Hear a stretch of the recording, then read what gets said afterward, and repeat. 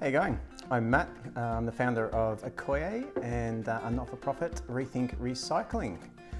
We do a lot of product design and prototype design, both for ourselves and our clients. We've been operating for about 3 years in the growing space of the recycling, renewable and circular economies. So my interests in design stemmed from a very young age. I was always very intrigued by what I could make and wanting to make and what I could change and create for myself. It wasn't something I sort of worked my way into, it was just something I found my way into.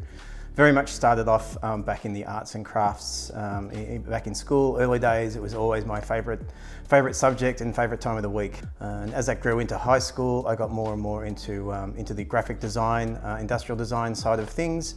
Also sticking to majors and minors along the lines of photography and a little bit of textiles as well. Got into carpentry as a side gig later after school. So yeah, I didn't initially go straight into university. I found my way into just basically hospitality and was more interested in getting out and learning a bit about life before I really committed to anything in particular. And this pathway actually led me down into the construction industry where I found myself eventually flipping houses, which involved quite a lot of internal design, whether it be bathroom design and kitchen design, as well as a lot of other aspects within that industry, which helped me grow a really large skill set across a lot of industries. I did this for many years, actually for about 15 years all up.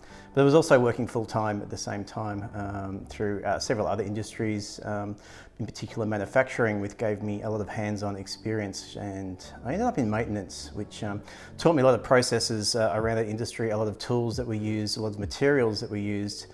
So between the manufacturing and the construction industries, I had a great knowledge of what materials were out there to work with and be developed with.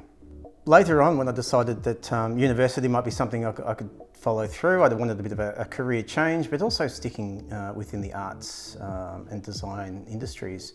I actually ended up in computing, which was back in 2000s, so the internet was had only just come online. CAD design works were only just really starting to get more of a relevance, moving away from pen and paper. So I ended up into design for computing. I sort of learnt all your basics in your Photoshops and stuff, but ended up again more into film and technology along those lines, which took me down to more of an art pathway. But I got into set design and character design and story building and stuff like that. So it was, as much as it wasn't a traditional design pathway, it actually involved a lot of the same skill sets and understanding of what the mechanics of the real world and how you could divert them into and recreate them back into a virtual world. So it was a great little crossover and again gave me a lot of broad knowledge across a different industry again. Which later in life came really smashed together into particularly what I'm doing now, which allowed that mash together of pen and paper back into a virtual environment and an understanding of software, which has just been growing at a phenomenal rate. So I think over that time I ended up with a large skill set across a lot of different industries. They were all loosely connected and very much focused down that design pathway. Finding my passion pretty much only came into something in the last probably 4 to 5 years, where I actually looked around at what I was living, how I was living, how I was operating, and how I was working, and saw that on a material side of things, we were being extremely wasteful as an overall population, and I wanted to have a look at doing something different and how we could actually reutilise more of materials and products and stuff that we were using, rather than just empowering this single-use environment and just throwing away with disregard, I guess. So I really found my passion in wanting to drive change in this area, and that took me down a pathway that was completely unexpected about 4 to 5 years ago. With that in mind, I sat down and talked to a few friends, and I had a look at the industry in what we could do. And in particular, I initially focused on the construction industry and looked at what was our big problems there, where were some issues and where were some potential holes I could fill into. Recycled timber was a pretty obvious one. We tend to knock down houses without thinking about them and send a whole lot to landfill. So it was a great opportunity to look at where this timber goes, where it's coming from and how it can be handled. And I discovered there's a few companies out there that had the same sort of feeling around that themselves, and were taking a lot more time to demolish a house, more individually itemised based, I guess, rather than just smash it all up. So we ended up working with a few companies, and we now have a constant supply of demolition timber that comes in that we then clean up, de-nail, redress, clean it up, and we use it in furniture and in particular bench tops, which we put into kitchens and stuff along those lines. And another big problem was man-made stones. Is a really environmentally bad product that's poorly made. They use excessive water and they're still based off virgin materials, and they do have a poisonous level to them whilst working with them, not so much after installation but for the installers. So we looked around at what alternatives were out there, and we looked into developing a new man-made stone that we've done that's predominantly made from recycled glass, which has all been collected from curbside collection bins, mostly because once it's broken up, it cannot go through our typical recycling systems just purely because it's too small, and still majority ends up in landfill. So again, we've found a company that's taking and collecting this glass and creating it and grinding it down into a glass sand, which we have now developed into our product. And we've created a benchtop material that is 70% recycled materials and has a massive CO2 reduction and to standard concrete. So overall, its environmental impact's quite large and its flexibility is huge. And the second company I started was Rethink Recycling, and it's a not-for-profit, it's a cooperative of people. There's a group of us, about 15 of us all working together currently that's growing constantly. And we looked at, again, a big issue for this country and the world is single-use plastics, and the way we work with them and have developed them and integrated them into our lives. And it's a plastic that pretty much 95% of it ends up in landfill and takes over 500 years to break down. So it's an accumulative problem that needed to be tackled with. So we looked into what we could potentially do and where we could have that impact. And again, similar to the glass, we discovered that one of the main single-use plastic problems with our beverage bottle top lids, for exactly the same issues. They're so small that they typically fall off the conveyor systems and onto the floor, which end result is them going to landfill. So we've walked into our systems and integrated and developed with the communities to prevent these going to landfill by actually even preventing them going into the curbside bins. And we've developed collection systems within our aged care facilities, within our schools, and our local businesses and cafes that filter these lids back into us that we then remanufacture into new products. We don't necessarily redesign products, so we're not trying to invent new products. We're just looking to try and redevelop the products we've got to be made from more sustainable systems and resources. So we replace products that already existed, make them out of recycled plastic. It's nothing amazing, but it is preventing the extraction of more oil and the development of more virgin plastics, and it's also preventing the importation of virgin plastics into Australia, creating a very reliant on our own circular economy and our own industries to redevelop this and embrace it. This journey has been an interesting journey setting up these two businesses, especially after the career path I've sort of followed. What I never understood was I had a very large skill set and never understood where it would completely fit in to be utilised or maximised. But starting these businesses actually utilised every skill I've picked up through my entire career over the last 30 odd years. So I effectively use pretty much every skill I've taken from everything I've learnt. There's a lot of people management involved, there's a lot of design elements involved, whether that be physically on the tools or whether it be in the virtual environment within the industry. I've had to learn a whole heap of new skills. I've had to learn 3D printing through this as well. I've had to learn a lot of logistics and obviously working with other companies, trying to develop and understand what their needs are. A lot of people come to us to try and understand how they can be more sustainable, so it's on us to help them design and work through their flows and create products and ideas for them that helps them grow on their sustainable journey. Trends in these industries, it's quite interesting. Again, 4 or 5 years ago, it was, recycling. It's not something new. It's just not something we've overly embraced. Sustainability, again, is not something from a business aspect. Many businesses even considered something they needed to do or even cared about. Thanks to obviously a lot of media, a lot of climate change stuff going on, a lot of political agendas around the planet have really started to push the recycling industry a lot. And again, the pandemic actually really opened a lot of people's eyes to our situation and how we live our lifestyles and how we consume And the big trend that we've really seen happen in the last couple of years especially is businesses becoming really passionately accountable about their own sustainable footprints. And with consumers really starting to push on companies to be more sustainable, they're actually changing their buying habits, which is forcing these companies into this area. And the last 2 years, in particular in Australia, our governments are really driving these industries.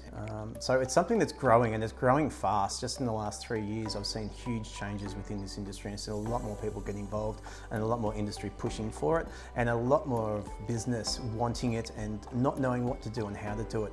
So there's a lot of opportunity to not only just get into the manufacturing side of things, there's a lot of opportunity to get into the marketing side of it. There's a lot of opportunity to get into the advising side of it too. So helping businesses become more sustainable and having that understanding yourselves that you can take that to them and help them grow themselves. So the sustainability industry is growing across all markets, whether it be in IT, whether it be in construction, whether it be in business management. It's all open and it's all growing, so it's definitely a pathway worth pursuing. So I believe one of the year 11 outcomes for project work is to redesign an existing product to a more sustainable version of itself. Now this is a great thing because it's a lot of what we're doing within the Rethink Recycling and both my business Koye is we're not necessarily trying to generate new products, we're trying to create the idea of sustainable products and rediverting what we currently own, use and consume, but doing it in a different way that's more sustainable, more circular and less reliant on virgin materials. One of the ideas I try to get around is not so much that coming up with this amazing innovative design. It's the idea of the big picture of what's in the project. Sustainability isn't just this one item that you're holding in your hand. Sustainability is an entire economy and the way it moves and works together and syncs. A great example I like to use is the electric car versus the combustion car. Now, as a standalone, an electric car charged from renewable energy versus a combustion car using fossil fuels, absolutely 100% is a more sustainable environment or more sustainable product. But what we need to do is look at the entire picture, which isn't just car A and car B. We need to look at how car A is manufactured versus car B. We then need to look at how car A is used and applied to versus car B. And then we need to look at the lifespan, the longevity of car A and car B, and then what happens to it at the end of its life cycle. And it's a current climate at the moment in the global logistics of things that an electric car is actually no better off than the combustion car because the entire process actually works the same for both vehicles. They both have end of life issues, they both have beginning of life issues, they both have material issues, and they both have their operating cost issues. There's fossil fuels used in both cars. You've got major battery issues that don't last that long. They have about a 10-year lifespan and currently are a very hard product to recycle. So product design and development from a sustainable point of view isn't just the product itself. You need to look at the entire process from start to finish, which is absolutely end of life. Very important because if you design it right and well at the end of its life, it can be reduced back down into raw materials and reused again. It may not be the same industry or the same product, but it needs to be thought about that it can be reused. So you look at the big picture when it comes to designing products. It's not just the functionality of the singularity of that product. Yeah, I've been asked about timber as a sustainable product. Most people look at timber as a sustainable product because you cut a tree down, it'll regrow. In essence, yes, then you need to take into consideration how long does that tree grow. We look at some of our old growth forests, in particular the hardwoods in Australia are our native timbers and they come from old growth forests, and we're cutting trees down that are in excess of 80 years old, which is justifiable at some level, and a lot of people will come in and say, that's great, I've cut a tree down and I've replanted it.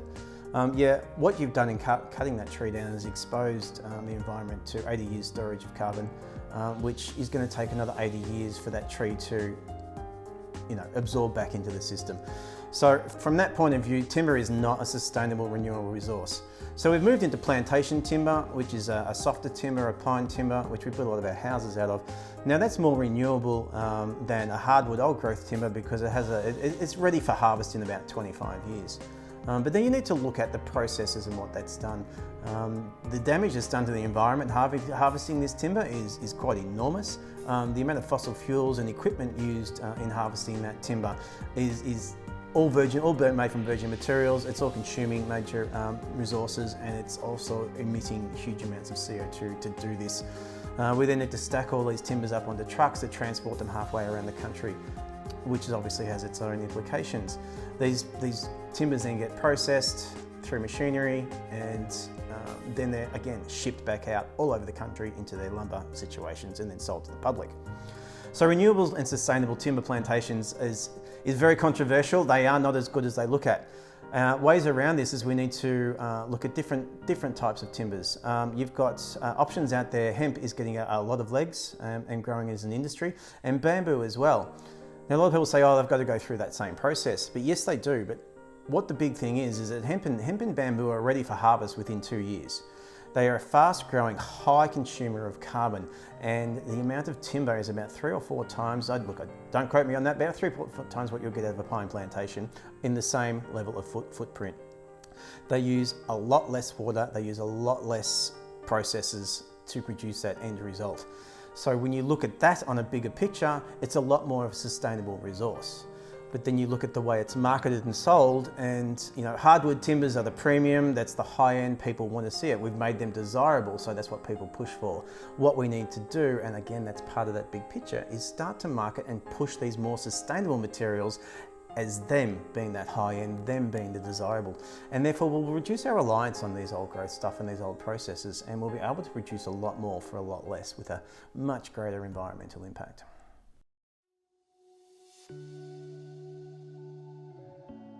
Now, when it comes to redesigning a product, obviously there's systems and steps you need to go through. Most importantly is the functionality of the product. First and foremost, why are you redesigning it? Does it have a flaw? Does it not quite meet the expectations? Are there any design issues that need to be readdressed?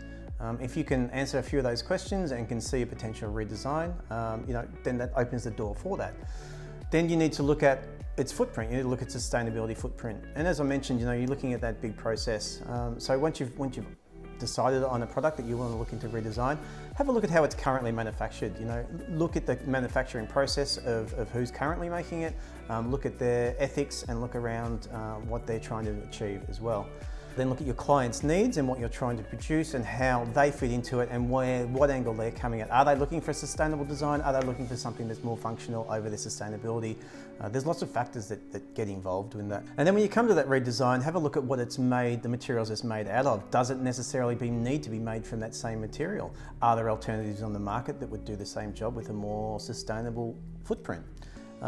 If that's not a compromise that can be made, then you look at what the materials is made out of, and are there options to use that material from a recycled resource. And you get to the point when it comes to plastics, there's absolutely no reason why we shouldn't be making a majority of our products from recycled plastics. And this involves a lot of research. You will have to do a lot of research because it's not an industry that's promoted and pushed a lot at the moment. As much as it's growing, you will need to go out there and find what materials are accessible and suit the nature of the job and the item you're redesigning. So as you guys come towards the end of your studies, or you look at what you're doing and where you want to fit in, I want to say there's a lot of pressure on people in society today to follow a pathway that's been designed and developed by governments, by communities and families, and expectations of what you do and what is seen to be successful. For me, I haven't followed those pathways. I never really knew what I wanted to do. I knew what I enjoyed doing, but I allowed myself to follow my feet and see what I came across. And if that's how you feel, don't feel that there's anything wrong with that. You don't have to be successful. You don't have to go to uni straight away. You don't have to earn the big dollars. So don't push too much pressure on yourself. Allow yourself to grow and find your own feet. If a gap year works for you, take it. I didn't go to uni for the first time until I was 29, and it has not been detrimental to me in any way whatsoever. You learn just as much outside in the real world as you do inside the classroom.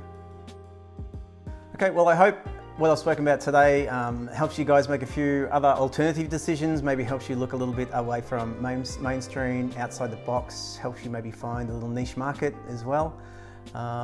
This program that I've been part of, 100 Designers Says, I think is a great resource for you guys to tap into. You're going to get a lot of different ideas, different perspectives on the design industry and where it fits into. Yeah, don't be afraid to experiment. Don't be afraid to go out and have a go. There's lots out there to achieve. There's lots to think about, and there's lots to be involved in.